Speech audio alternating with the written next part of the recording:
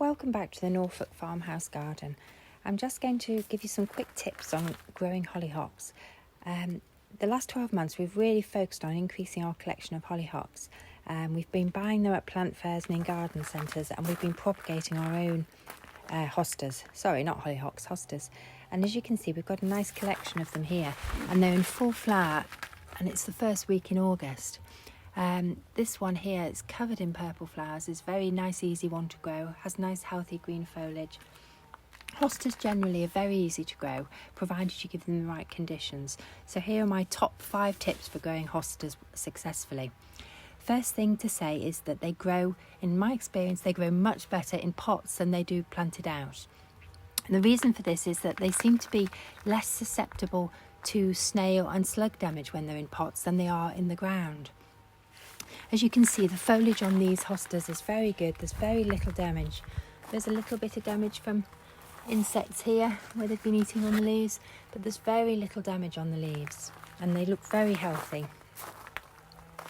Whereas over here we have some hostas that we've planted out into the garden, and as you can see there's a lot more damage from snails and slugs eating the leaves. When you plant the hostas in a pot, plant them into a pot so that they have room to grow into it. This one is a recent addition, a tiny leafed hosta that we bought recently. And as you can see, we've planted it into a pot that's quite a bit bigger than the plant. But they grow very quickly if you give them the right conditions. This is another one that we purchased last year and has been planted into a bigger pot. And you can see already it's growing out into the pot quite quickly. So the size of the pot you choose depends on the size of the plant that you've bought. Here, I'll show you this one, the larger plant over here, which we purchased last year. This was bought last year at a plant fair. It's a very unusual large-leafed hosta. And we've planted it into a pot that probably gives it enough room to grow for several years without having to be repotted. This beautiful large-leaf variegated hosta has been in this pot for about 10 years now. When we planted it, it was quite a small plant, but as you can see, it's grown out now and it's almost filling the pot. Once it fills the pot and it becomes overcrowded, that'll be the time to lift it out of the pot and split it.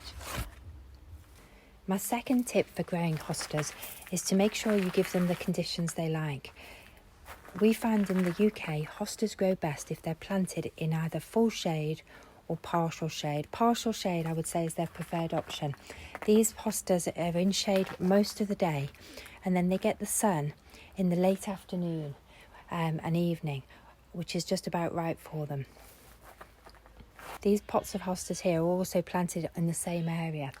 They probably get the sun for about 4 to 5 hours in the late afternoon and evening, and they seem to thrive on that level of sun. If they were in full sun, I think that they would not have this lovely deep colour to their leaves, and they don't seem to do as well.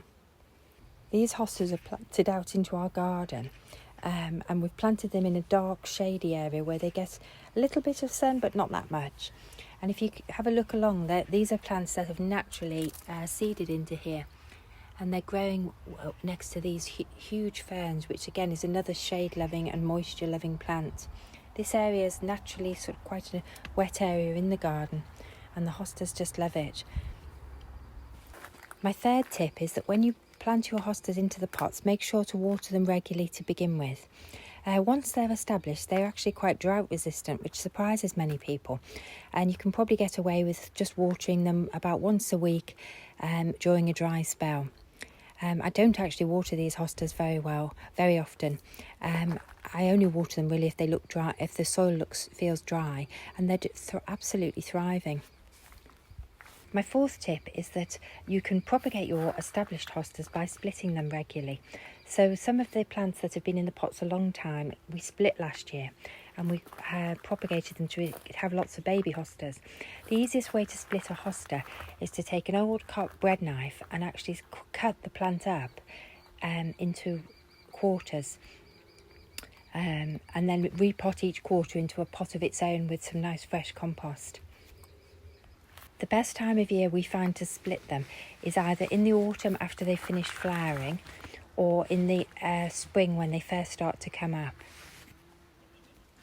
My final tip with hostas is that you don't need to use slug pellets and pesticides on them. They're very disease resistant, and actually we don't use any pesticides at all in our garden because we want to be wildlife and insect friendly. And in fact, we rely on nature.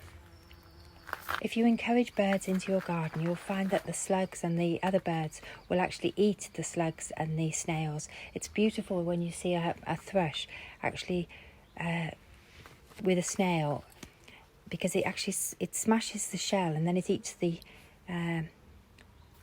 insect out of the shell.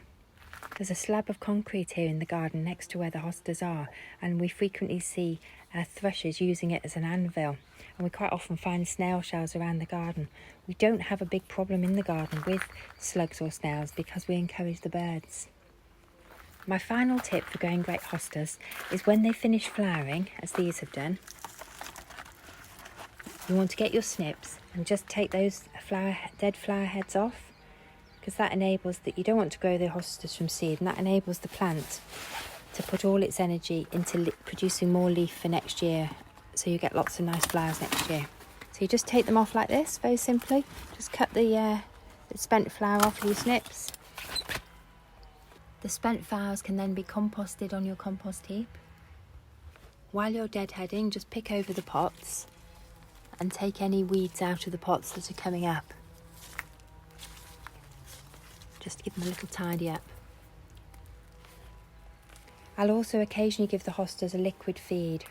I'm probably going to feed this one this year because it's been in this pot now for 10 years, and actually it hasn't produced nearly as much flower this year as it normally does. So I think I'm going to give it a liquid feed. I hope you found these tips and hints helpful. If you have any questions, please pop them in the comments. Thank you for watching. If you've enjoyed the video, please hit subscribe. Bye for now.